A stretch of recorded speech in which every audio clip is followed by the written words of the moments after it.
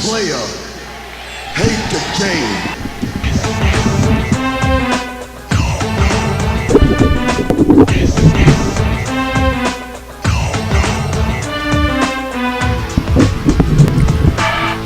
Welcome to the Smithcast, coming to you live from the Smith House. I'm glad to join you here today for another exciting episode. At least I think it's exciting anyway. We're going through the sports edition today, and so we're going to be talking about a lot of stuff: boxing, wrestling, NBA playoffs getting ready to start. Tons of things. So stay tuned. We're going to jump right into it. Now, this past weekend, there was a big fight between Manny Pacquiao and Timothy Bradley.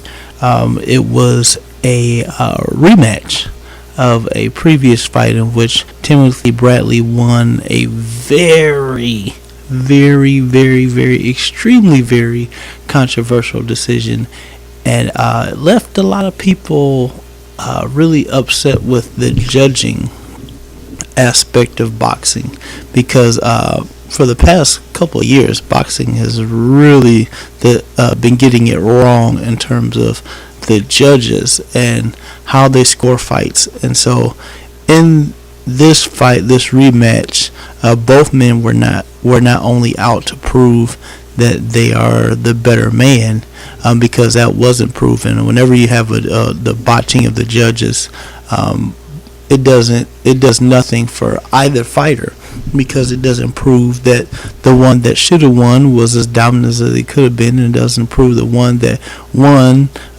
despite looking like he lost, doesn't prove that they could actually beat the person if things were scored correctly. So it makes both fighters look bad.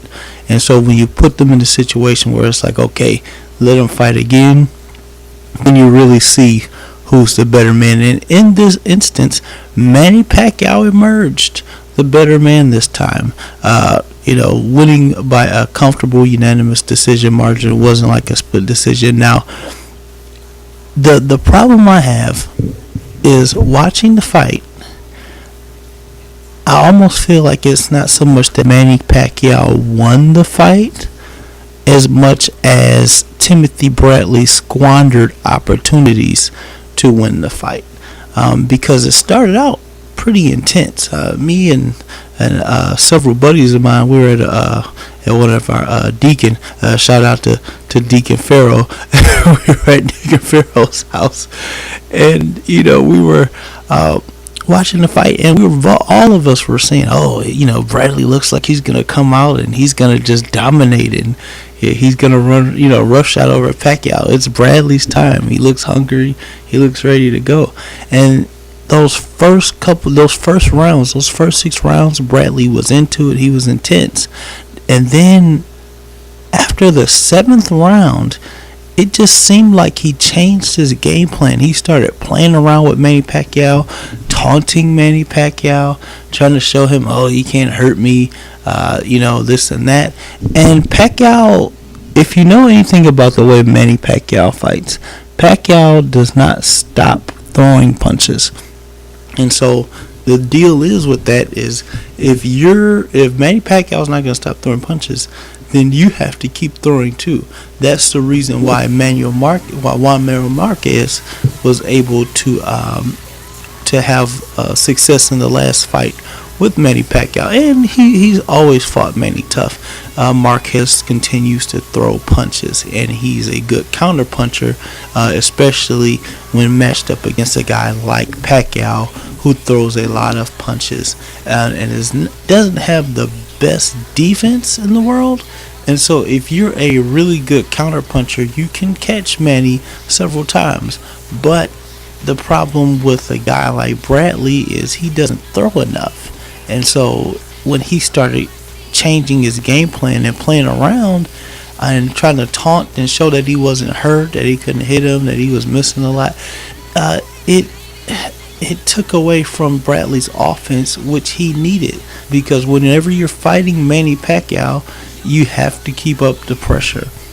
And so it ended up, Manny Pacquiao started connecting on more shots. He started connecting on more of those classic Manny angle punches, and it became just like other fights that Manny has won, a compound punch whelp on the cheek, and that becomes a target for Manny to just hit over and over and over and over again.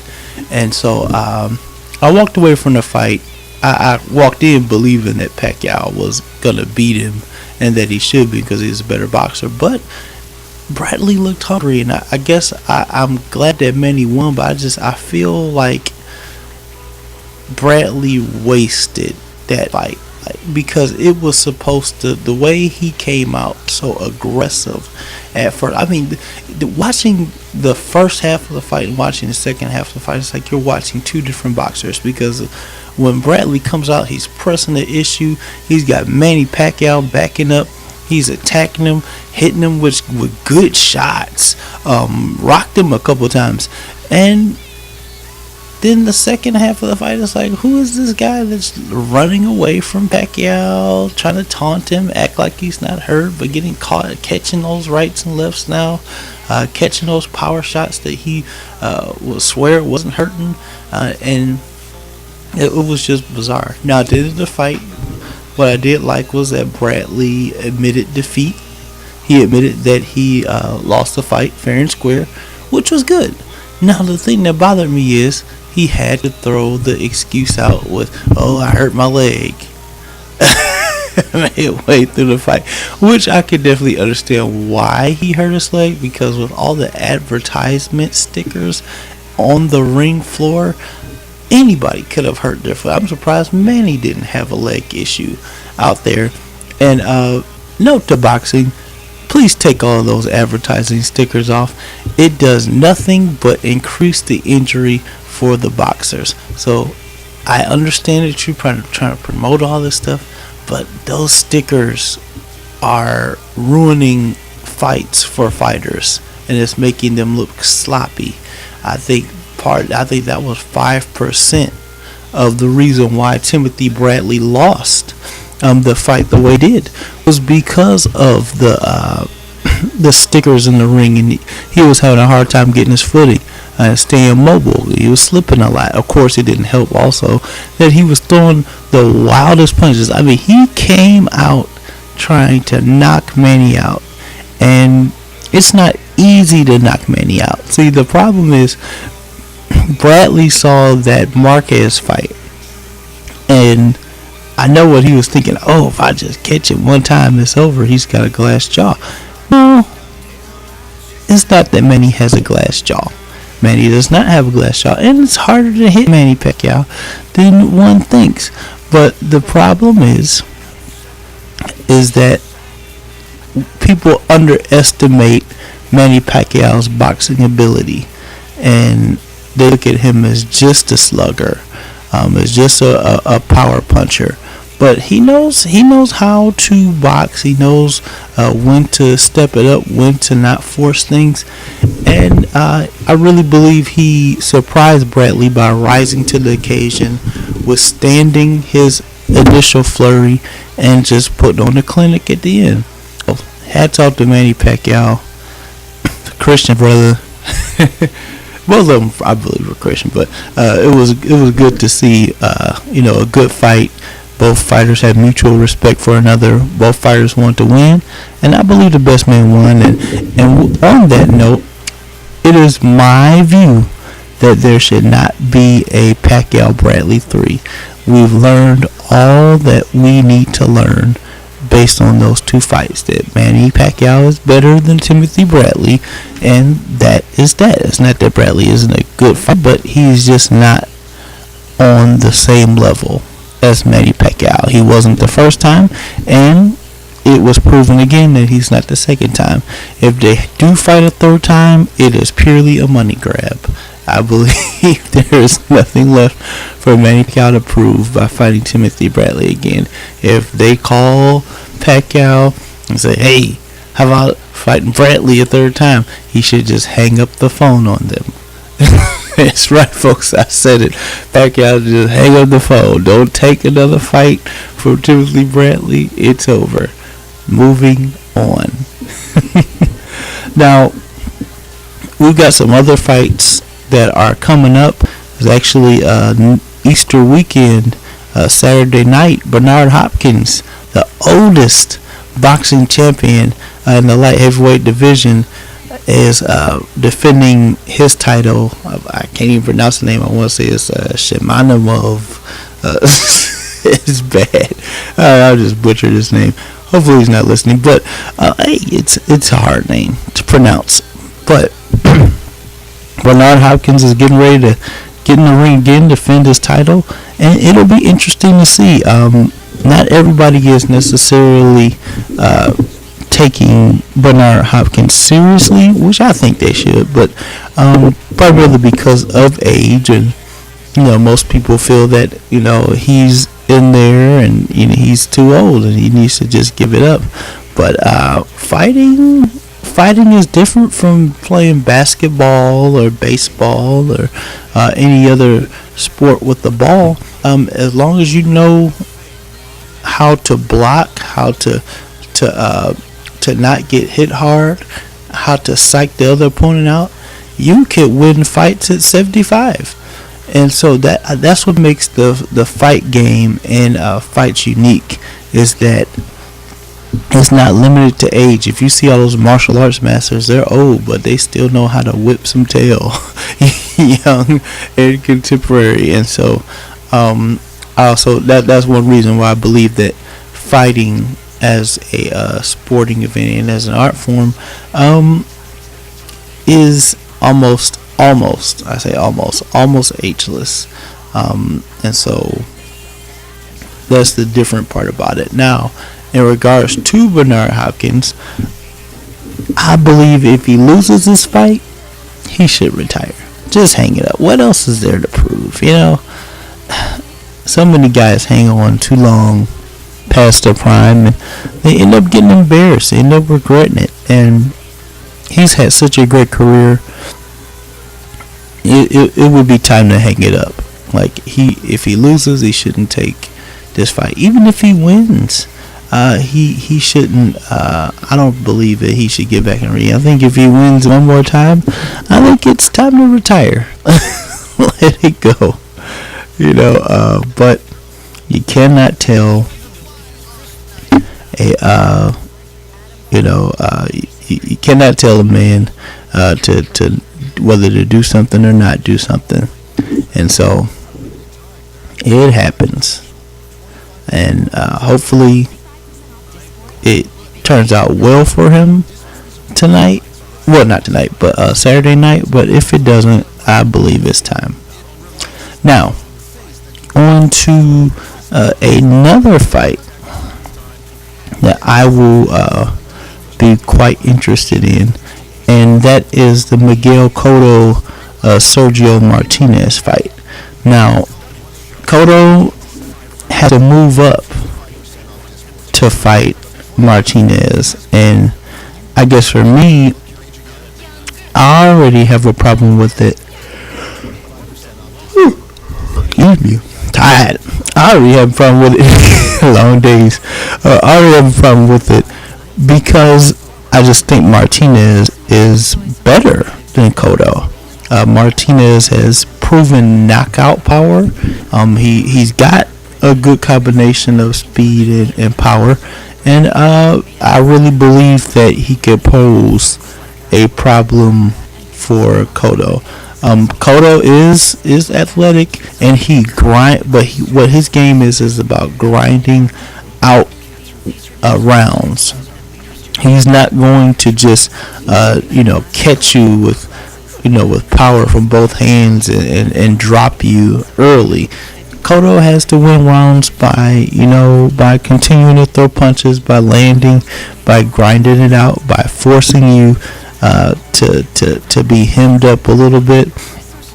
And so that's how Cotto's going to have to win that fight. He's going to have to put Sergio on lockdown, and I don't think he can do that.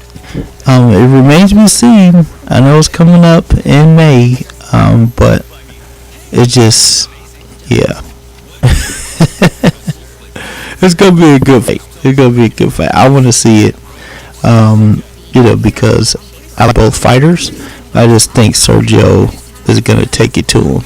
And Cotto is not going to have a good day at the office. It actually may be worse than the beatdown that he took from Pacquiao. Who knows?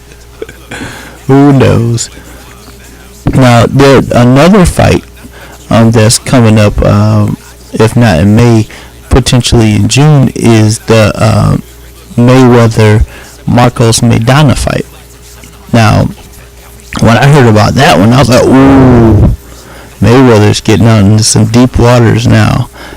Mainly because Maidana has serious punching power, and I feel like if he plays around with Maidana, then Maidana's going to surprise him. Mayweather has to be on his game against a guy like that, because with Maidana, it truly all it does take is one punch. All it does take is for him to catch you playing around, clowning, lollygagging, and next thing you know, you are out of there. And so it would behoove Mayweather to keep the pressure up, to keep attacking, be the aggressor, don't let Maidana get set, outsmart him, and if he can do that, then he'll win another fight. Now, once again, the Mayweather Jr. versus Marcos Maidana fight is going to be on May 3rd, and it's going to be for the WBC, WBA welterweight unification. So it's going to be pretty good. It's going to be a pretty powerful card, too. You got Collazo versus Khan. You got Broner versus Molina. It's really going to be a strong boxing card. So I'm looking forward to that one. I'm going to have some fun there. I got to figure out whose house I'm going over to watch this thing. So that's boxing. Now I want to switch over to Wrestlemania because it was awesome. It was fantastic. I had a lot of fun watching it. Got the WWE Network, and it's a joy. I'm enjoying it. Kids are enjoying it, and it helps me really keep up with wrestling, and also, just look back at some of the pay-per-views I never got to see as a kid, because pay-per-view costs a whole lot of money, and we didn't have that to just drop all the time, and so I missed a great deal of wrestling, but now I'm able to make up for lost time. If I want to see the Bash at the Beach, the whole card, not just the end part, I can do that. If I want to see Hulk Hogan take on Andre the Giant, as well as the other matches on the card, I can do that. It's so awesome. If I want to look at this year, last year's WrestleMania, I can do that. It's awesome. And so everybody should get the network. It's really good, and especially if you're a wrestling connoisseur, one of the best pieces of money you'll ever spend. And it's only $9.99, which is, come on, you can buy a couple extra value meals for more than $9.99. So you can handle it. You can handle it. Now, the shocker of the whole Mania was The Undertaker losing to Brock Lesnar, and it was a surreal moment. I was hanging out with my man Caleb and my third son, and we were watching it. We were the only two up, and we saw this happen. And he probably was like, "Whoa, what's going on with my dad?" Because I was staring at the TV with my mouth open, like, I can't believe that he just lost that match. But he did. He's 21-1, and I wonder what that means. I wonder if we'll ever see The Undertaker again. I think we will, but I guess for me, I feel like if he wants to go out, we don't need to just see him lose a match. I really feel like he needs to address it. And maybe, at the end, step into a casket made for the Undertaker and have the Druids carry him out for the last time and never to be seen again as the Undertaker.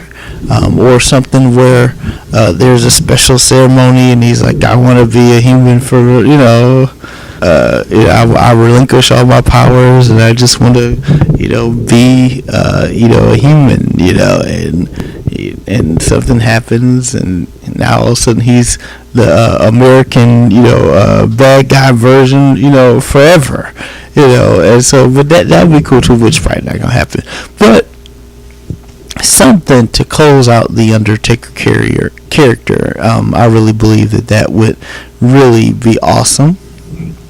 Is it gonna happen? Probably not. Now, there are other matches on the card too. Daniel Bryan took that WWE title in such dramatic fashion. I loved every minute of it. The man, they essentially did it the way WCW should have done it with the whole thing between Hogan and Goldberg. If you remember, if you're a wrestling connoisseur, they decided to put the belt on Goldberg, but what they did was they had an arrangement where if Goldberg get on a Monday Night Raw instead of a pay-per-view, which is what the WWE did, on a Monday Night Raw, if Goldberg goes and beats Scott Hall, then he gets a shot at Hulk Hogan, well, Hollywood at the time, and if he beats him, he's the champion. Same principle. The problem was they did it on Nitro, and while the ratings rate, it set off a chain reaction that ended up starting them to really lose and bottom out. But it was because a payoff like that deserves a pay-per-view. You don't run a pay-per-view with a cheap assortment of roster. And so in order to really get the most bang for your buck, you have to do those type of storylines in a pay-per-view setting. Yeah, it was powerful. Yeah, it was fun watching Goldberg win the title, but they could have did that at Starrcade. They could have did that at Halloween Havoc. They could have did that at Bash at the Beach. They could have did that at Super Brawl. And it was just a shame, but that's how WWE got the upper hand, and they never lost it after that. You talk about an awesome time, but it was. Now, other matches as well. We got John Cena versus Bray Wyatt. That match was quite deep because Bray Wyatt is on a kick of trying to pull out the evil in John Cena. He feels that there is evil somewhere, and he has made it his mission to pull it out. Whether he has to beat it out or whether he has to psychologically talk it out. But he will stop at nothing, seemingly, to have his way with John Cena. There were so many matches to talk about. The Andre the Giant Battle Royal, that was pretty sweet. Guys were getting in, doing awesome high spots, and then Cesaro came in and it was down to him and the Big Show, and the Cesaro just picks the guy up and lifts him over the ropes. I mean, that's like 500 pounds, 7 foot tall. I want to say 7'2", but I'm not sure. It might not be 7'2". And this Antonio Cesaro guy just lifts him over and wins the thing. I mean, Cesaro is on the up and up. He's a guy that doesn't necessarily look strong, but he has incredible strength. So look out for Antonio Cesaro, or just Cesaro now. And so we got that going on. The Shield took out the New Age Outlaws and Kane. You had and big props to Brock Lesnar. I mean, Brock Lesnar really took it to the Undertaker, but everything he does is believable. Big shout to Brock Lesnar. Now back to what I was talking about.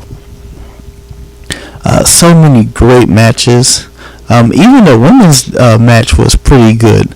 I like the fact that AJ still found a way to come out with that title in pretty annoying fashion, but it was great. I enjoyed that part of it. I enjoyed Hulk Hogan, Stone Cold Steve Austin, and The Rock meeting together in the center of the ring, giving catchphrases. Hogan messed up the venue a couple times, but that was all in good fun, and that was a powerful WrestleMania moment, as well as Mr. T and Hulk Hogan kind of mending fences with Roddy Piper and Cowboy Bob Orton over what transpired in what was it? Orndorff. Yeah, it was Orndorff. Piper and Orndorff, which in the match that took place on WrestleMania 1, the first WrestleMania. So that was pretty cool.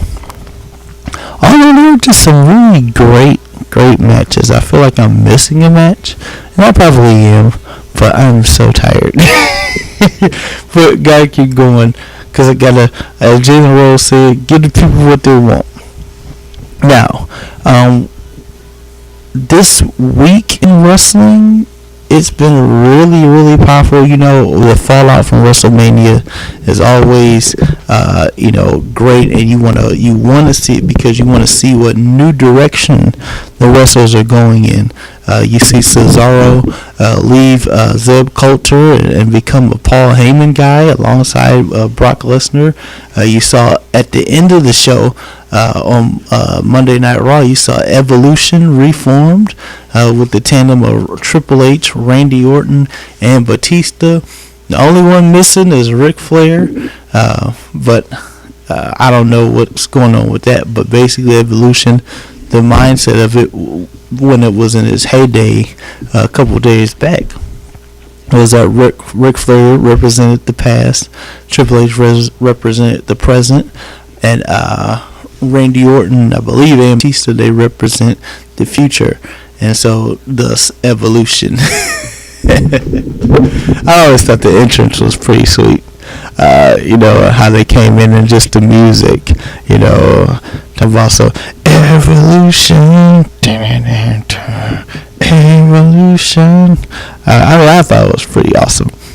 But that's going on. The Shield is battling Evolution now, and they're getting it taken to them a lot. Triple H is changing gears. At first he didn't want a war. Now he's trying to war it out with these guys. And so a lot of things happened. New Divas women's champion Paige surprised AJ Lee, but AJ was asking for it. She got a little too cocky and challenged Paige to a match, and next thing you know, after everything looks AJ's way, Paige turns the table real quick and gets the win and takes the belt.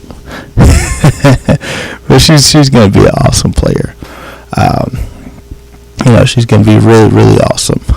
So it's just so much going on. RVD's back. That's right. The whole effing show.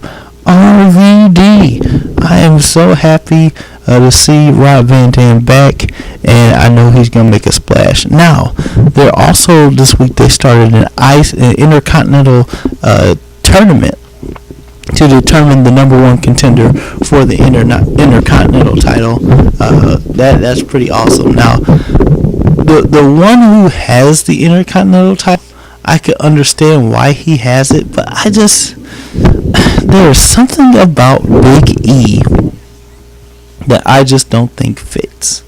And I can't put my finger on it, but I don't know. I don't like his finish. I really wish he'd just take on the British Bulldog running power slam, but he does like this variation where he runs and he turns it into a drop. But I don't know. It just doesn't seem right. It doesn't seem right. Now, so we got wrestling out of the way, pretty much. And so now we're gonna go to the NBA. We got the playoffs starting soon. East and West is gonna be pretty awesome. Now, because Miami lost the top seed battle to Indiana. They're actually going. I think their schedule is easier this way, but they're actually going to have to go and I want to say beat the Wizards, and then the Pacers. No. The Heat are going to have to play Charlotte, and then the Pacers, they're going to have to play the Atlanta Hawks, which got the 8th seed. Then you got Brooklyn and Chicago. They have to play, and the Wizards in Toronto.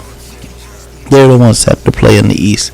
But the disparity with the West is so great. I mean, the West is just so much better. You got San Antonio, got Paul Pierce, Tim Duncan, got Tony Parker, got Manu Ginobili, got all these guys that just know their role. They're going up against Memphis. You got the Clippers going in there doing battle. They're coming on strong pretty late. Golden State is coming out of the West this year. They're looking to really have a strong matchup. Houston back in the playoff hunt as well. They're looking pretty good themselves. Of course, Dwight Howard needs to come back, but that's another story. He's been a little hurt these past couple weeks. So you got them. I mean, I said Memphis. Memphis is playing San Antonio. It's just so many good matchups in the West. You got OKC. They're going up against a team. The tough thing about the Western Conference is nobody is a slouch. Nobody's a gimme. And you have to really play against all these guys if you want an opportunity to win. And so, it's an exciting playoffs. I'm looking forward to it. For some reason, I just don't feel like Miami's going to do it this year. I just don't feel it. They just make mistakes on defense that I wish they wouldn't, and it concerns me. But I know they get together. As long as you got LeBron on your team and D Wade and sometimes Chris Bosh. I got a problem with Bosh too because he doesn't show up all the time. He has games where he'll hit 33, 34, and like 13 rebounds. In this next game, 0 floors, 0 dishes washed, or a couple dishes washed. It's crazy. It is surefire crazy. I don't even know how I got on the dishwashing thing because it's late. It's late up in this piece. Now, with the NBA playoffs, whoever gets to the finals, man, it's still like they deserve it, because then you look at other ones, those aren't as bad either. And so, thank you, Lord. And so, now,